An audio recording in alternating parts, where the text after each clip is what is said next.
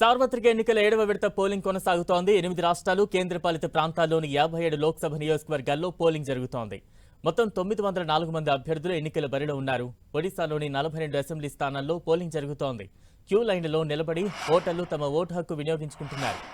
ఇక ఉత్తరప్రదేశ్ 13, పంజాబ్ 13, హిమాచల్ ప్రదేశ్ 4, బీహార్ 8, పశ్చిమ బెంగాల్ 9, చండీగఢ్ 1, జార్ఖండ్ 3, ఒడిశా 6 లోక్సభ స్థానాలకు పోలింగ్ జరుగుతోంది.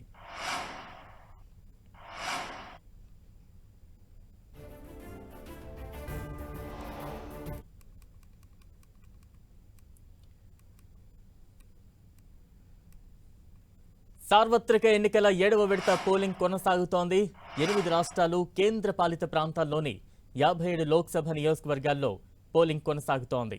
మొత్తం 904 మంది అభ్యర్థులు ఈ ఎన్నికల బరిలో ఉన్నారు. ఒడిశాలోని 42 అసెంబ్లీ స్థానాల్లో పోలింగ్ జరుగుతోంది. క్యూ లైన్లలో నిలబడి ఓటర్లు తమ ఓటు హక్కును వినియోగించుకుంటున్నారు. తాజా అప్డేట్స్ అందించేందుకు మా ప్రతినిధి గోపి సిద్ధంగా ఉన్నారు. గోపి, బలరాం, సార్వత్రిక ఎన్నికల 7వ విడత పోలింగ్ కొనసాగుతోంది. పశ్చిమ బెంగాల్ మినహా మిగతా రాష్ట్రాలన్నిటితో 8 రాష్ట్రాలు, కేంద్రపాలిత ప్రాంతాల్లో ప్రస్తుతం పోలింగ్ జరుగుతుంది. పశ్చిమ బెంగాల్లో కొన్ని పోలింగ్ కేంద్రాల్లో చెదురుమదురు ఘటనలు చోటు చేసుకున్నాయి. టీఎంసీ సంబంధించిన శ్రేణులు కొంత గలాటా సృష్టించాలని చెప్పి బీజేపీ ఆరోపిస్తోంది.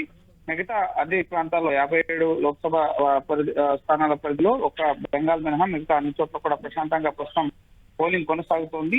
మధ్యాహ్నం 1 గంట వరకు సుమారు 36% వరకు కూడా పోలింగ్ నమోదైనట్లుగా తెలుస్తోంది. కాసేపట్లో అధికారికంగా కేంద్ర ఎన్నికల సంఘం పోలింగ్ శాతాన్ని కూడా వెల్లడించబోతోంది. ఉదయం నుంచి కూడా ఓటర్లంతా కూడా ఓటు వినియోగించుకునేందుకు భారీగా పోలింగ్ స్టేషన్లకు చేరుకుంటున్నారు. ఎండవేడిమి అధికంగా ఉండడంతో ఈసారి కాస్త మధ్యాహ్నం తర్వాత పోలింగ్ శాతం తగ్గే అవకాశం కనిపిస్తోంది. ఎందుకంటే ఉదయాన్నే చాలా మంది ఓటర్లంతా కూడా పోలింగ్ కేంద్రాలకి తరలి రావడం జరిగింది. ప్రస్తుతం బీహార్ లో ఇటు 24.25% 11 గంటల వరకు కూడా నమోదైంది. అలాగే చండీగఢ్ లో 25.3%, హిమాచల్ ప్రదేశ్ లో 31.92%, అలాగే జార్ఖండ్ లో 29%, ఒడిశాలో 22%, అలాగే పంజాబ్ లో 23%, అలాగే ఉత్తరప్రదేశ్ లో 28%, బెంగాల్లో 28% పోలింగ్ అనేది నమోదవడం జరిగింది. ప్రధాని మోడీ కంటెస్ట్ చేస్తున్న వారణాసిలో ఉదయం 11 గంటల వరకు 26.13% పోలింగ్ అనేది నమోదు కావడం జరిగింది. సో సాయంత్రం 6 గంటల వరకు కూడా పోలింగ్ కొనసాగబోతుంది. బీహార్ అలాగే పశ్చిమ బెంగాల్లో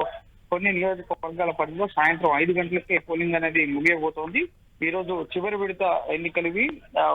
ఇప్పటి వరకు 6 విడతల్లో 486 లోక్సభ స్థానాలకి పోలింగ్ అనేది జరిగింది. ఈ రోజు జరిగే 57 లోక్సభ స్థానాలతో కలిపి పూర్తిగా 543 స్థానాలకు కూడా పోలింగ్ అనేది పూర్తి అవుతుంది.